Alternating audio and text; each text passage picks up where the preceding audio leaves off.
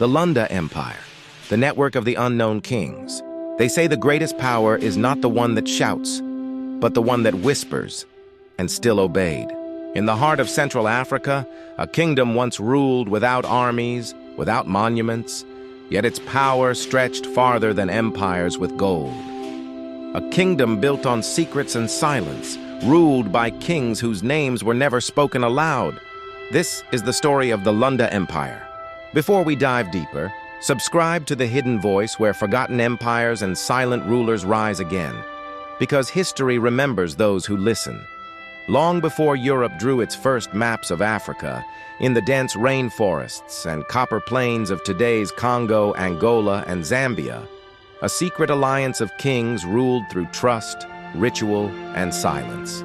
This was not an empire of conquest, but of networks. Trade, marriage, and diplomacy wove its borders tighter than chains. Its name, Lunda, a realm that thrived on information, not intimidation.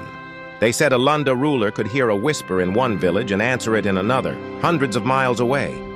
How? Through a system of messengers, elders, and sacred oaths that no outsider ever broke and lived. At the center of this vast network stood the Mwanta Yaav, the king whose power was spiritual as much as political. He was not just a ruler, he was a living symbol. The voice of ancestors, the guardian of secrets too ancient to write. No one addressed him by name, not even his wives. When he spoke, drums echoed his words to the people, for his own voice was considered too sacred for ordinary ears. They say he wore a mask of copper, for the face of a true king must never be seen by those unworthy. But the true genius of Lunda lay not in its palaces, but in its system.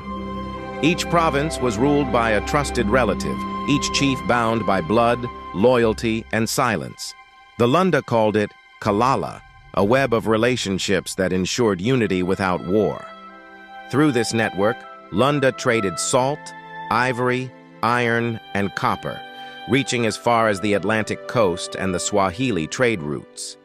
And wherever a Lunda emissary went, he carried not weapons but symbols, small carvings, copper bracelets, sacred drums, the codes of a network only they understood. When invaders came, they found no standing army, but no weakness either, for the Lunda's defense was not in battle but in disappearance. Villages emptied, roads vanished, trails led nowhere. The land itself seemed to erase them. To betray the king's secrets was worse than death. The Lunda oath said, "May my tongue turn to dust before I reveal what is not mine to tell," and many tongues did. In the 19th century, when colonial explorers arrived, they found fragments of a kingdom that had already begun to fade. Its people still spoke of the Mwanta Yaav, but few could name him. Its cities still traded, but no one would say with whom. Even the colonizers, with their guns and greed, could not fully unravel how the Lunda ruled. Because power built on silence cannot be stolen, only forgotten.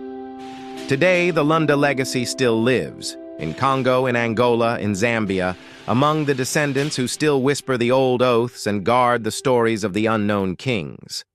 A kingdom that ruled without war, that lasted through silence, and taught one truth every leader should remember: the loudest crown rarely lasts. This was the Lunda Empire, the network of the unknown kings. Before you go, if this story made you pause, reflect, or wonder, subscribe to The Hidden Voice. Because Africa's history is not lost, it's simply waiting for you to listen.